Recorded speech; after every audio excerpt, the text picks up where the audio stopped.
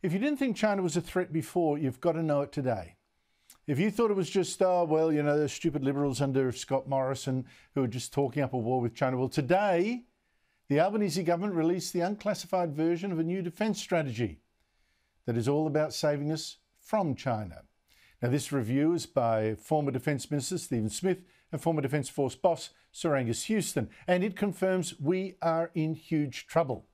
And the only question now is whether this government still isn't doing enough about it. I'll get to that. Now, the Prime Minister and Defence Minister today released this strategy and said we've got to completely change our armed forces so they can be deadlier and essentially so that they can break a Chinese blockade of this country or keep its navy away or maybe help defend Taiwan from a Chinese invasion, although the government isn't saying that bit out loud.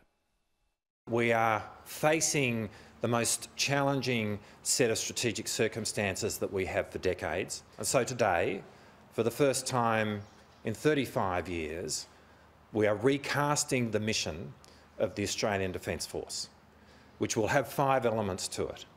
Firstly, to defend our nation and our immediate region. Secondly, to deter through denial any adversary that seeks to project power against Australia or our interests through our northern approaches. Thirdly, to protect Australia's economic connection to the region and the world. Fourthly, with our partners, to provide for the collective security of the Indo-Pacific. And fifthly, with our partners, to provide for the maintenance of the global rules-based order. Now, most of those objectives as part of the new mission of the Australian Defence Force are well beyond our shores. And so we need to have a Defence Force which has the capacity to engage in impactful projection through the full spectrum of proportionate response.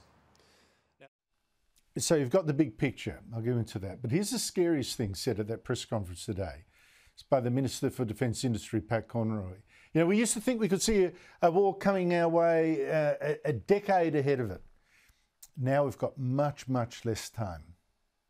With the disappearance of the 10-year warning horizon for a major regional conflict, defence acquisition must speed up. Now, China wasn't mentioned by the Prime Minister today. Maybe he's desperate to keep up our trade with China. But even this declassified version of the review, the government's got the unredacted one, says China's assertion of sovereignty over the South China Sea threatens the global rules-based order in the Indo-Pacific in a way that adversely impacts on Australia's national interests. Let me decode that for you. About half our international trade and most of our fuel passes through that South China Sea.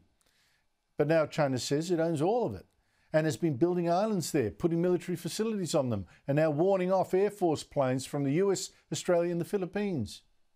This is Chinese Navy. You are approaching our military alert zone. Leave immediately in order to avoid misjudgment. So this means China could actually strangle us just with a Navy blockade. Doesn't need to invade. Plus it's openly threatening war over Taiwan. And where are we? I'll tell you, this report makes that clear. Nowhere near ready. Let's go through what you heard the Defence Minister say we actually need to do. Protect our trade routes, our shipping lanes. Well, that's the nuclear subs we're ordering, but we're still years away from getting one. We also need to deter ships coming at us and protect our northern shipping lanes. Well, that means a lot more missiles, doesn't it? And with a much longer range than we've got. But again, we're starting from scratch. So at the end of this process, we'll go from an Australian army where the maximum range of its weapons is 40 kilometres to being able to fire missiles initially over a range of 300 kilometres, and with the acquisition of the precision strike missile, ranges in excess of 500 kilometres. Now, this report also confirms we're going to need to get these HIMARS missiles that are working so brilliantly in Ukraine, but that's been in the planning for years without us yet getting one of them. We also need to build missiles and ammunition right here so that if our sea lanes are blocked, we still can produce what we need to defend ourselves. Again, we're way behind on that. And the report says we've got to have proper bases up north because that's, of course, where the threat's coming from. And we've got to have more fuel supplies stored here so we don't run out in a month or two of China blocking our sea lanes. So can you see how defenceless we really are? I mean, God, you're probably like me asking two things, you know. Where have our governments been for the past 2 decades? How come they didn't see all this coming years ago? And the other question, if this is the threat, where's the money to pay for what we'll need? Now, I couldn't believe how little extra money the government was today putting into this total reorganisation of our armed forces over the next 4 years. The cost of the DSR over the forward estimates will be around $19 billion. Much of that is already provided for in the budget.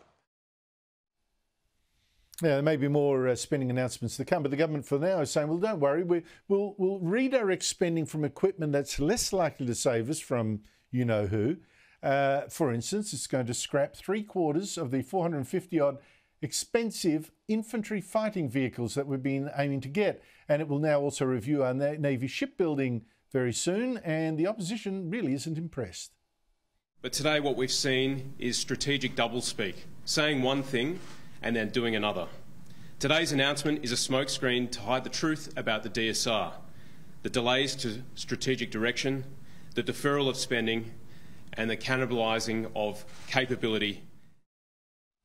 Yeah, it's a bit like Australians, you know, still really don't believe there could be a war, or if there was a war, we could somehow sit it out, or if we did sit it out, the world, it would still tick along as usual. That, you know, a world dominated by communist China, at least in our region, it wouldn't hurt.